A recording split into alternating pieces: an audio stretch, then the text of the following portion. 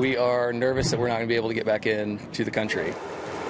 Confusion for travelers and criticism from the European Union amid the COVID-19 crisis over Donald Trump's announcement of sweeping travel restrictions to the U.S. from 26 European countries. The European Union disapproves of the fact that the U.S. decision to impose a travel ban was taken unilaterally and without consultation. In an address from the Oval Office Wednesday night, Trump said Europe is partly to blame for the spread of the virus in the U.S. The European Union failed to take the same precautions and restrict travel from China and other hotspots. As a result, a large number of new clusters in the United States were seeded by travelers from Europe. He went on to say, effective Friday at midnight, all travel along with trade and cargo from Europe to the U.S.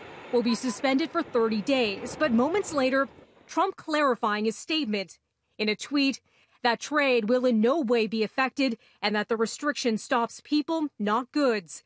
As for the ban on travel, it does not apply to American citizens, permanent residents, or the U.K.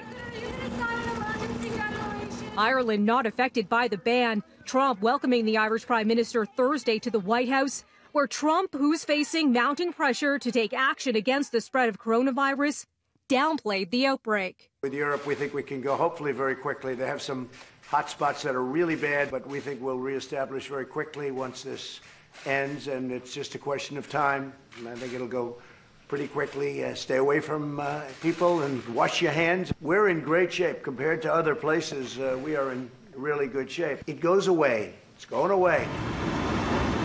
Trump's decision to ban travel from most European countries rattling markets around the world as Italy imposes further restrictions to stem the worst outbreak outside China by closing nearly all stores and businesses amid a nationwide lockdown. Italy now reporting more than 1,000 deaths. In Spain, all members of government will undergo testing, and Ireland closing all schools, colleges, and other public facilities for 2 weeks. Again, Ireland not part of the new U.S. travel ban. Same goes for Britain, Trump saying because they're doing a very good job. They don't have very much infection at this point, and hopefully they'll keep it that way. Now, around the time Trump was in front of cameras, the U.S. had reported about 1,300 cases of COVID-19. The U.K. had identified nearly 600, but the U.K. government's top scientific advisor says the actual number could be closer to 10,000.